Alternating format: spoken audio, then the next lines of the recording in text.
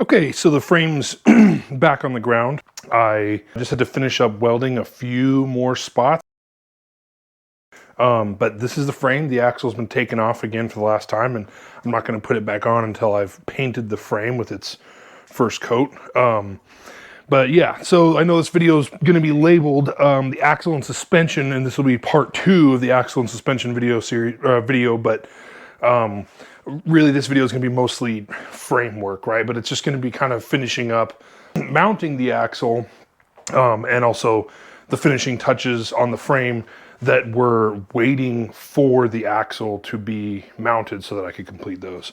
The frame's going to go back up on the sawhorses, and I'm gonna do a little bit of rear bumper work to kind of shape out the rear bumper, and then I'm going to prep it for paint, and then once it's painted, I will mount the axle.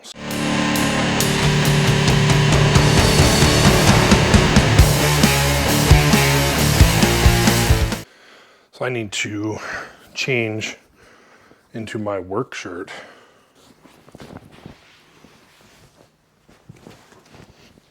If you can't tell, I have a desired style, and it's flannel, or plaid, if you will.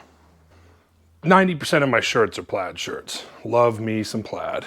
Even the inside of my welding hood is plaid. Okay, so before I get started on this work on my rear bumper, I wanted to show off this new little toy that I got. So, cutting discs, carbon fiber. These things wear out. These DeWalt ones last pretty long. I've been using this one for a while. I've broken one before. I used to have 2. This used to be 4.5 inches. It's not 4.5 inches anymore, and it's starting to show signs of wear. It's still doing all right, but man, these things just scare the ever-living heck out of me. I use my guard on my grinder. I'm wearing all my PPE that you're supposed to wear when you're using these and stuff like that. But man, when these things break, they just freaking go wild. And I was on Instagram looking around and stuff, not looking for a cutting wheel, and I saw an ad for these, the Bad Dog Tools heavy duty diamond freaking cutting wheel, right? This thing's a flush grinder and a cutting wheel. It's tempered steel, and it's just got like a I don't know what you call it, like epoxy diamond on the edge of this tempered steel blade. They got a lifetime warranty or lifetime guarantee on these things. They're spendy, but I decided to try it, and I'm going to use it to do the shaping on the rear bumper I'm about to do to kind of test it out. So I want to show you guys before I started so we can kind of see how this thing performs. Now in there.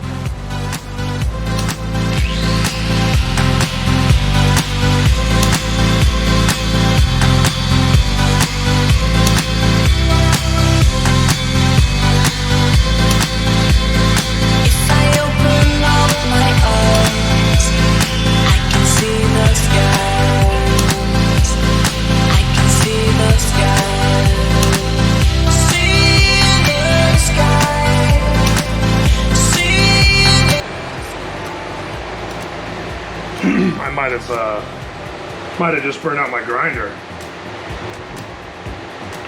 This thing's up to the task. I don't think my grinder is.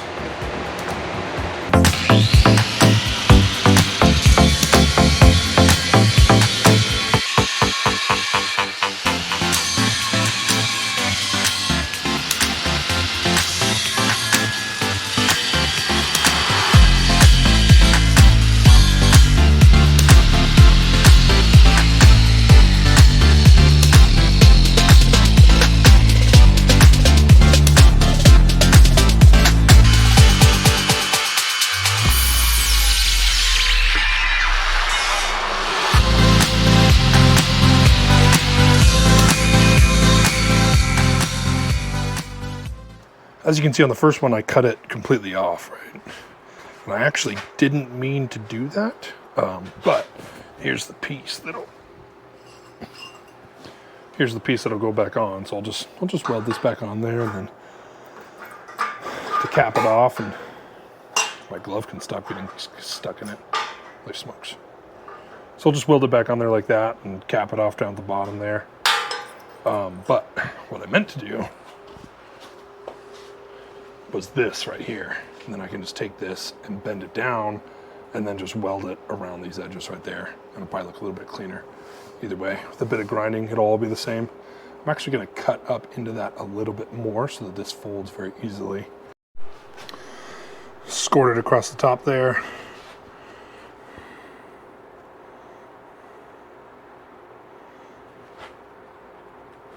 That's more like it. I don't know. I might need to just cut it off completely so I can line it up the way I need it. Because now, because of the way I cut it, it's interfering and won't let it fold much further.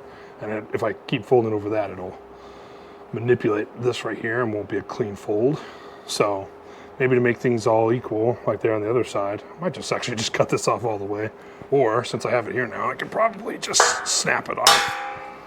Just like that. That's the way to do it.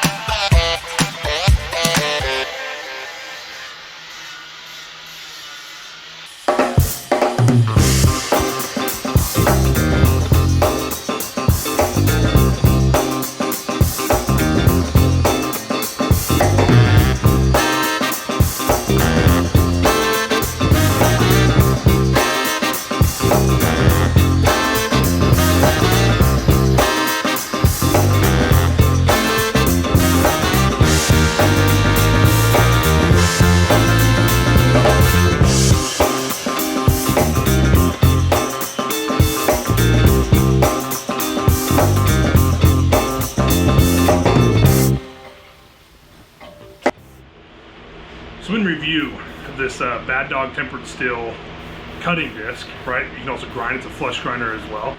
Compared to a standard cutting disc, carbon fiber ones, and a flap disc, this thing's awesome, right? It doesn't wear down.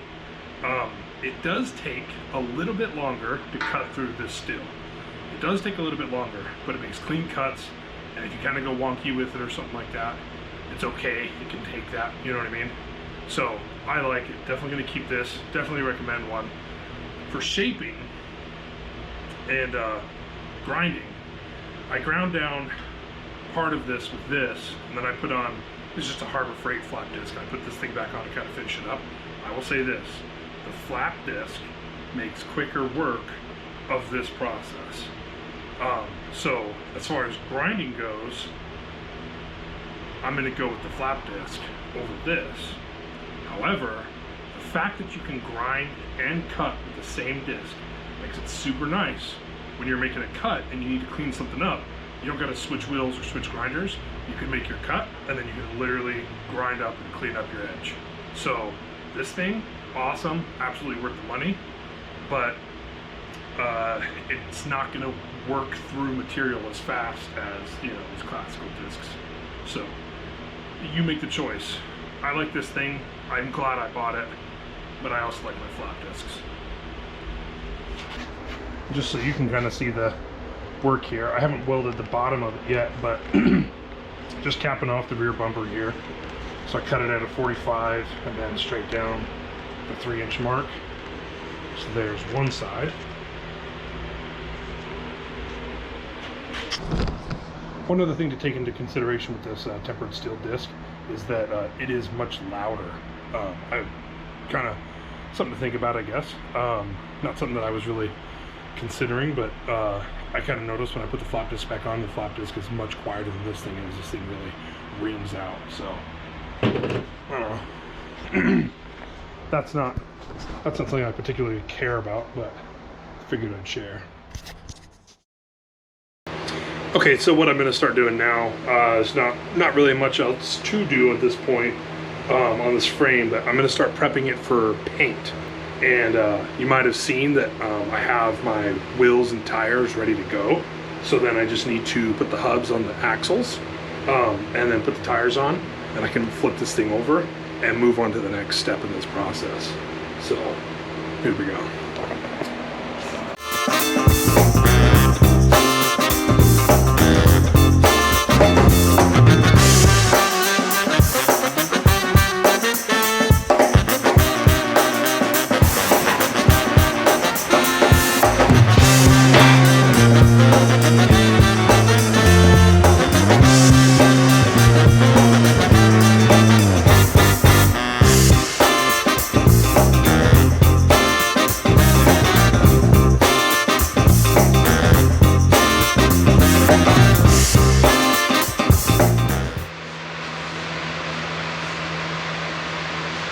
Well, this is kind of stupid.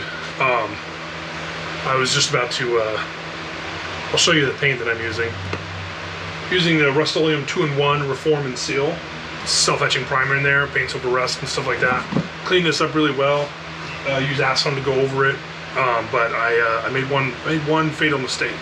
I forgot to buy brushes to put this paint on. So I don't have a method of applying this right now. So I'm gonna have to come back to this tomorrow. Kind of a dumb thing to overlook, but yeah.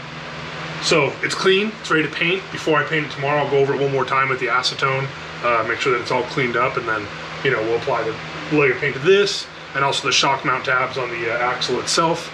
And at that point, I'm going to mount the axle once and for all, tighten it all down, put the hubs on, put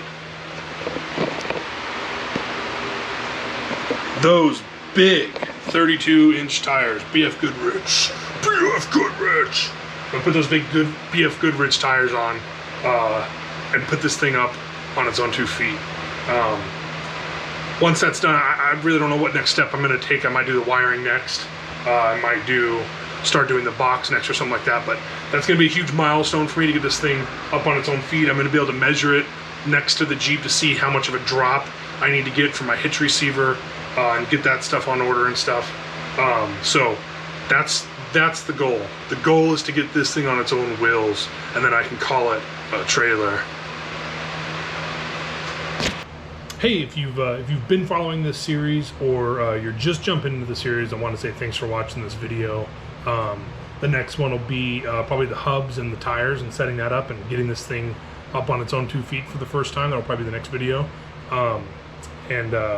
I hope you keep following along. Hit that subscribe button, like this video, and once again, thanks for watching. I really appreciate it.